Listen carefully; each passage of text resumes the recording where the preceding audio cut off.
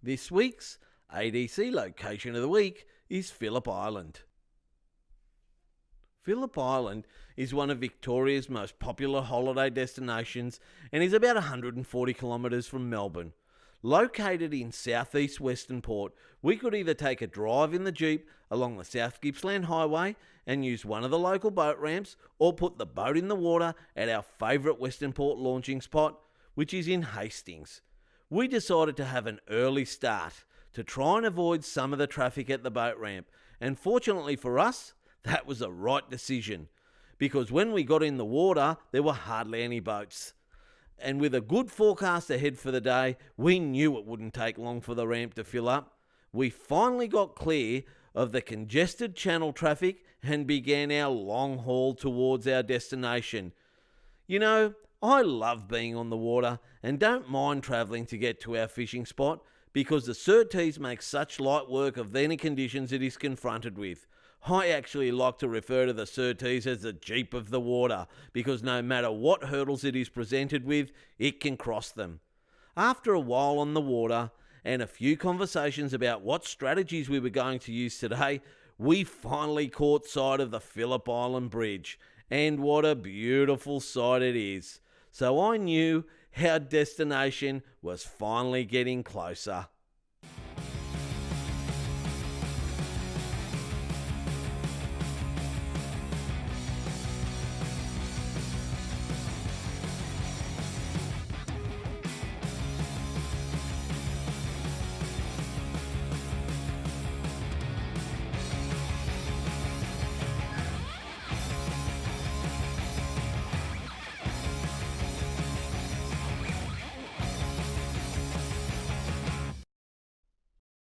Okay guys, so welcome to another episode of Real Fun Lifestyle and Fishing.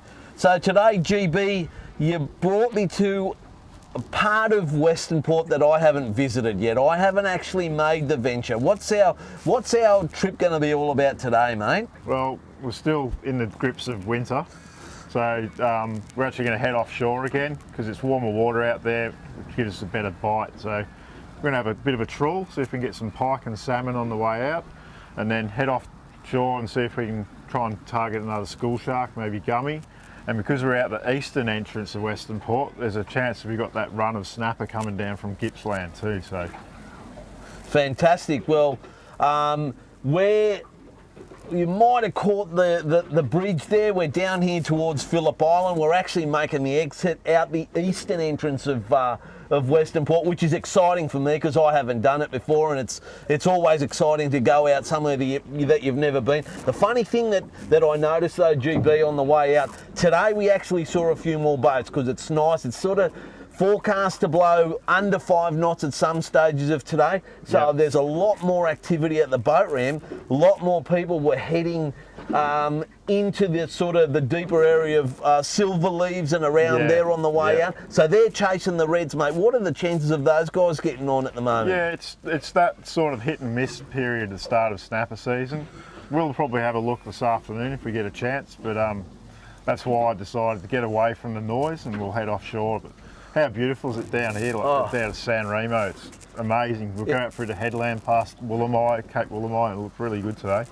Guys, it's just amazing. If you haven't been down to this part of Victoria, you need to get down here. It's just a beautiful, beautiful place. And I know why people head down here for holidays and call this place home. But anyway, GB, I'm excited.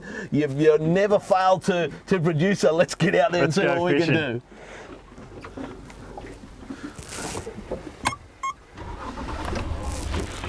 Well, it didn't take too long for us to get to where we were going because the conditions were so good.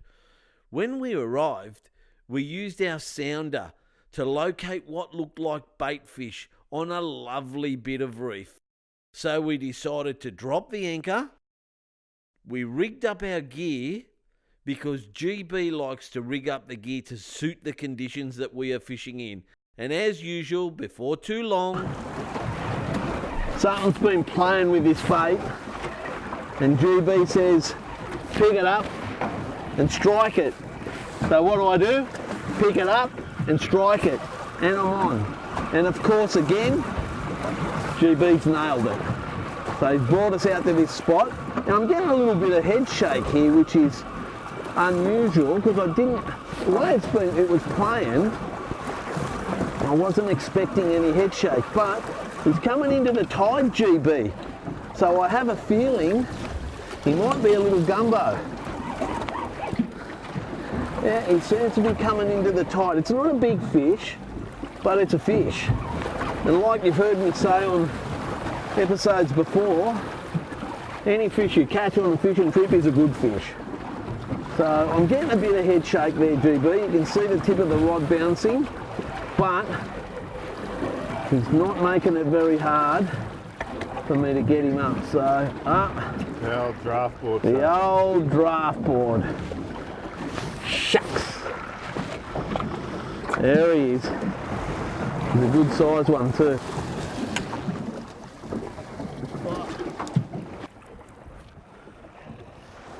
Yep. Okay, so GB said it was kind of quiet, and GB said let's put some burley up, which is exactly what we did, because the secret here to offshore fishing is try and get your own bait. The stuff that the predators are going to be eating out here, and that's exactly what's happened. All of a sudden the burley started to work. Our little bait chasers are working. Oh, this is a little bit small, but hey, there's a sign. There's a sign that it's a wrasse, mate. There's a sign that stuff's starting to work. So what do we call that, GB? That's a little senator wrasse. It's about as big as they get, so we can use that one as bait. Okay, so we don't have to throw this baby back in.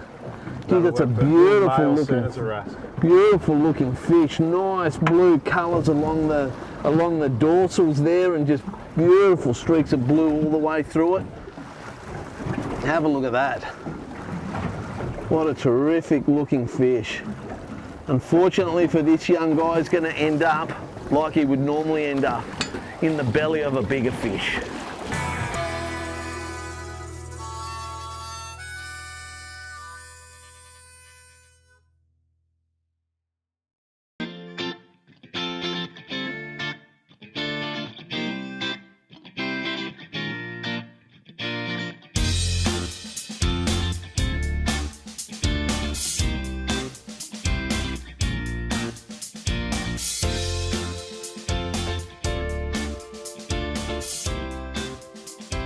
At Brighton Jeep, we don't just sell Jeep, we live Jeep.